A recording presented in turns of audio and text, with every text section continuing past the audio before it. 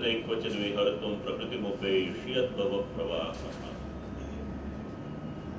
વિશ્વપિતામહે પોતાની બુદ્ધિ ભગવાનના શ્રીચરણમાં અર્પણ કરી. દરરોજ આપણે સેવા કરીએ. બ્રહ્મ સંબંધ લીલેલો જે ગદ્ય મંત્ર હોય ને બોલીએ. તુલસી દળ હાથમાં લઈ શ્રી ઠાકોરજીના શ્રીચરણમાં પધરાવો. ક્યારેક એવું બને કે ગદ્ય મંત્ર યાદ ન રહે, તેને લખી રાખો. કોઈ ગ્રંથમાં છપાયેલો હોય તો એને ઝેરોક્સ કરાવી. સાથે સાથે એનું ભાષાંતર આપ્યું હોય એ પણ વાંચી લો. એટલે આપણો ભગવાનની સાથે સંબંધ થયો અને તુલસીદળ લઈ શ્રી ઠાકોરજીના શ્રીચરણમાં આપણે શું અર્પણ કરીએ છીએ એ ખ્યાલ આવશે. ગદ્ય મંત્રમાં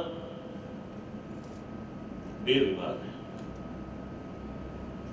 એમાં એક આપણી અહંતા અને બીજી આપણી મમતા. આ બંનેને આપણે શ્રી ઠાકોરજીના શ્રીચરણમાં સમર્પણ કરીએ. હવે આ અહંતા અને મમતા એટલે શું?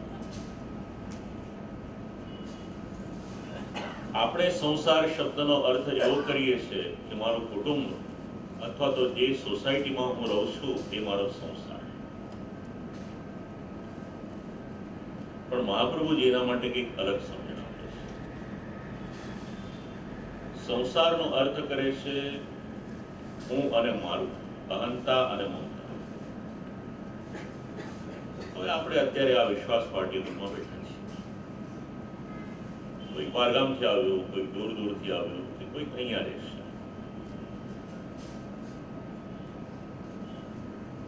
શરીરથી બધા અહીંયા હોય, પણ એમની બુદ્ધિ એ ક્યાં હોય એ કહી ના શકાય. માણસ ક્યાંય પણ જાય, પોતાનો સંસાર એટલે પોતાની અહંતા અને પોતાની મમતા એને સાથે લઈને જાય.